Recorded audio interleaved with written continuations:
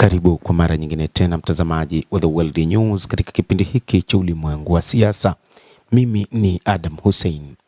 Kinachoifanya Iran kuzishambulia sana Bahrain na Kuwait ni kwamba nchi hizo zilituma ndege za kivita kuishambulia Iran mapema mwezi huu, ripoti zinaeleza.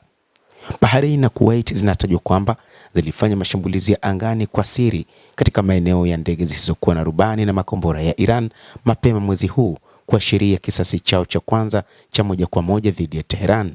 Hii ni kwa mujibu wa The Wall Street Journal, moja kati ya vyombo vya habari kutoka nchini Marekani, likiripoti. Kutokana na sababu hizi, wa Iran wameona kwamba kwa sababu Bahrain na Kuwait zimeamua kushirikiana moja kwa moja na Marekani, sasa wanapaswa kuzishambulia vilivyo, na kwanza ni kuharibu ngome za kijeshi za Wamarekani. Lakini pia baadhi ya taarifa zikisema huenda kadri siku zinavyozidi kusonga, Bahrain pamoja na Kuwait zikaingia katika mzozo mzito na Jamhuri ya Kiislamu ya Iran.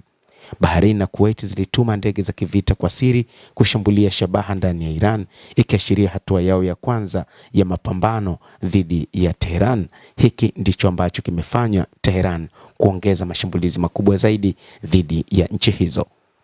Kulingana na vyanzo vinavyofahamu maelezo hayo, mashambulizi hayo ya anga yalitekelezwa mapema mwezi huu, yalilenga vituo vya kuhifadhia ndege zisizokuwa na rubani pamoja na makombora, miongoni mwa maeneo mengine ya kijeshi. Vyanzo vinavyofahamu suala hili viliambia Wall Street Journal kwamba mataifa hayo mawili ya Ghuba yana vikosi vidogo vya anga vilivyo na ndege za Marekani na Ulaya, lakini hawakuwa tayari kuruhusu Tehran kuendelea kuwashambulia bila jibu. Ni kama vile Oman na Qatar kwa miaka mingi zimefuata sera ya uwiano kati ya Iran na Magharibi na zimeonyesha nia ndogo ya kukabiliana na Tehran moja kwa moja. Watu wanaofahamu walitoa maelezo hayo yaliyoshirikiwa kupitia Wall Street Journal.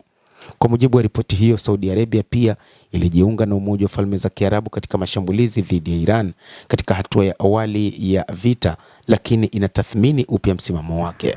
Iran imeweka wazi kwamba kila taifa ambalo linaendelea kushirikiana na Marekani na kwamba linatumia ardhi yake lakini pia linatumia anga pamoja na maji yake, ni wazi taifa hilo taifa linalotangaza ubaya dhidi ya Iran na kwamba haliwezi kuachwa hivi hivi, lazima litashambuliwa. Lakini sasa baadhi ya mataifa yameamua kutumia silaha zao za ndani kwa ajili ya kuishambulia Iran, jambo ambalo wa Iran wamesema hili litasababisha hali kuwa mbaya zaidi katika eneo hili la Mashariki ya Kati.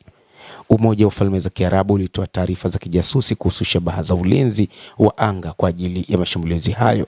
Ripoti hiyo pia ilidai kuwa Umoja wa Falme za Kiarabu, ambao ulishambulia Iran mara kadhaa mwanzoni mwa vita, ulitoa taarifa za kijasusi juu ya shabaha na ulinzi wa anga kwa mashambulizi hayo, ishara ya kuibuka kwa ushirikiano wa nchi za Kiarabu.